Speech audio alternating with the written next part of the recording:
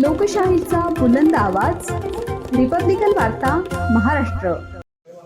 येत्या 17 तारखेला मोटार मालक कामगार वाहतूक संघटना महाराष्ट्र राज्य संपर्क प्रमुख विनायक वाघ या प्रेस कॉन्फरन्सच्या माध्यमातून सर्व मोटार मालकांना, गाडीधारकांना, वाहन मालकांना मी आवाहन करू इच्छितो की येत्या 17 तारखेला होणाऱ्या या मोर्चामध्ये आपण सर्वांनी जास्तीत जास्त संख्येने उपस्थित राहा, जेणेकरून प्रशासनाला लक्षात आणून द्यावं लागेल की आपल्याला की प्रशासनाने जे काही शासकीय दरांमध्ये भरघोस अशी वाढ केलेली, ती वाढ आपल्याला येणाऱ्या भविष्यात किंवा येणाऱ्या काळामध्ये ही न झेपणारी वाढ असून त्याच्यानंतर इंडस्ट्रीमध्ये जी काही आज मंदी म्हणण्यापेक्षा आज इंडस्ट्री पूर्णपणे कोलॅप्स व्हायची वेळ आलेली, ट्रान्सपोर्ट इंडस्ट्री.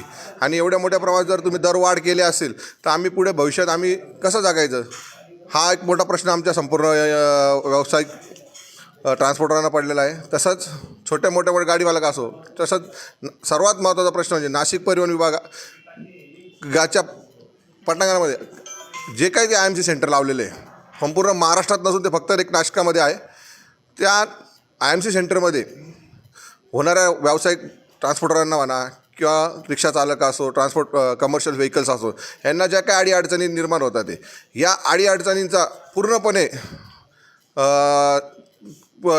फुलस्टॉप लावण्याचं काम हे आपल्या प्रशासनाचं किंवा नाशिक परिवहन विभागाचे जे काही वरिष्ठ अधिकारी असेल यांची ही जबाबदारी आहे.